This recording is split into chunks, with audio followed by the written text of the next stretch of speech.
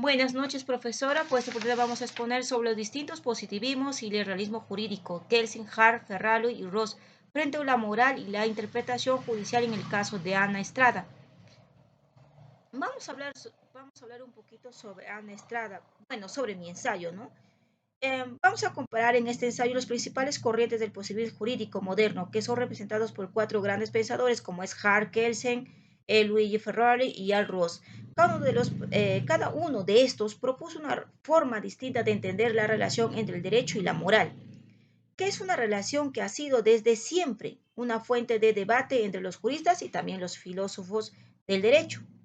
Bueno, un poquito vamos a hablar sobre Kelsen. Kelsen planteó un modelo de derecho puro, también esto sin contaminación, sin ideología ni moral.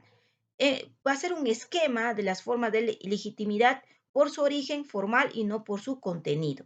Mientras que Hall, consciente que los límites del modelo kelsianismo, introdujo una visión más abierta, reconoció que en los casos difíciles del juez debe recurrir los principios morales para llenar los vacíos legales, mientras que Ferralulí representa del garantismo crítico, que llevó una idea más lejos al afirmar que el derecho tiene la obligación de proteger los derechos fundamentales frente al poder del Estado. En el caso de Ana Estrada, es el de la primera peruana en acceder a la eutanasia tras una larga batalla legal iniciada en el 2016. Ana sufrió o padecía de poliomielitis, luchó por el derecho a una muerte digna para evitar el sufrimiento prolongado. En este caso fue emblemático. ¿Por qué? Porque culminó con una sentencia a su favor emitida por la Corte Suprema, que fue en el año 2022. Finalmente, en abril de 2024 se aplicó el protocolo de eutanasia aquí en Perú, convirtiéndose en la primera persona o en la primera peruana en hacerlo. ¿Ya? Los hechos más relevantes en este caso sería su enfermedad y su condición. ¿Qué nos dice? Que Ana Estrada sufrió la poliomielitis, que es una enfermedad es una enfermedad autoinmune crónica que degenera los músculos y lleva a un estado de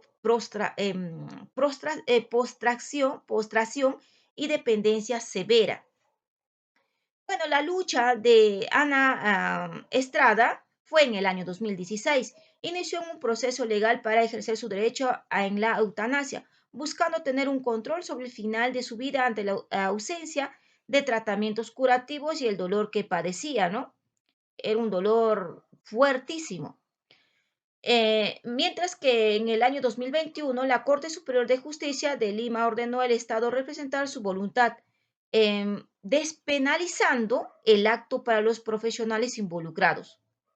Mientras que en el año 2022 la Corte Suprema ratificó esta histórica decisión. Era por el bien de Ana Estrada, ¿no? Mientras que en el caso, este caso fue controversial sobre la muerte digna y la eutanasia en el debate público peruano. Permitió reconocerla legalmente el derecho a la muerte digna. ¿Por qué? Porque se basaba en la autonomía y dignidad humana, a pesar de no explicar contempladamente la Constitución, ¿no? Bueno, si hablamos un poquito del positivismo jurídico, en el fondo es hablar de distintas maneras de mirar el derecho y de entender que lo hace válido. También nos dice que hay una única respuesta correcta porque cada autor, claro, cada uno de estos actores, de explicar el fenómeno jurídico desde su tiempo y su propia experiencia. Bueno, pasados los años, estas visiones se fueron transformando. También fueron cuestionadas unas y otras también, hasta construir una especie de diálogo entre la norma, la moral y la realidad. Bueno, si observamos el caso de Ana, bajo la mirada de estos filósofos, la respuesta parecería obvia, ¿no? El juez no tiene facultad para autorizar lo que él expresamente pruebe, ¿no es cierto? Pero nos dice que en el artículo 112 del Código Penal peruano tipifica el homicidio piadoso como delito también. Por tanto, una decisión judicial dice que permite la eutanasia seria desde su mirada, ¿no? Bueno, en la sentencia del Tribunal Constitucional no fue puramente legalista, ¿no? Ni puramente moralista. Fue un equilibrio entre ambas dimensiones, ¿Por qué? Porque respeto a la norma, pero la luz de la dignidad, claro, por la dignidad humana, un principio que se encuentra más cerca del pensamiento de lo que es de Ferral y Hart, que, que rige el positivismo del Kelsen. Bueno, hablando de todo esto, en mi opinión, el caso de Ana Estrada no solo marcó un antes y un después en la jurisprudencia, ¿no?, peruana, sino que abrió también conversación mucho más profunda sobre el papel que tiene la moral dentro del derecho.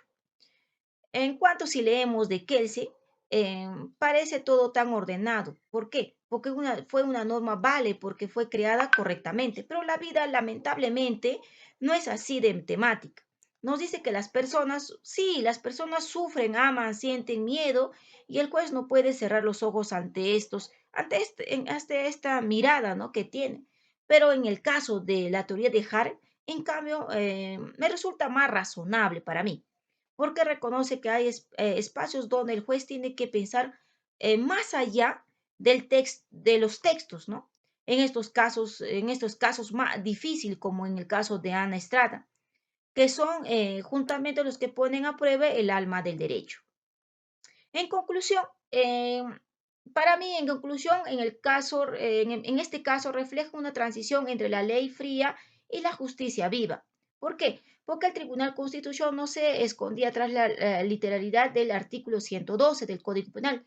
También dio un paso al frente y por primera vez reconoció el derecho de una persona a decidir sobre su propia muerte como un acto de libertad. Puede parecer controversial, sí lo es, pero también es una muestra de madurez jurídica, ¿no? Recomendaciones que yo daría, que es el que Poder Legislativo impulse una reforma sobre el derecho a morir dignamente, recogiendo el procedente del caso de Ana Estrada. ¿Pero para qué? Para evitar que futuras personas deban recurrir a tribunales para ejercer su libertad más básicas, como este el caso de Ana, ¿no? También otra recomendación daría que el Poder Judicial continúe fortaleciendo la formación moral y filosófica, ¿no?, de los jueces, promoviendo unas decisiones basadas en la Constitución como un instrumento vivo. Eso sería esto. Muchísimas gracias. Gracias.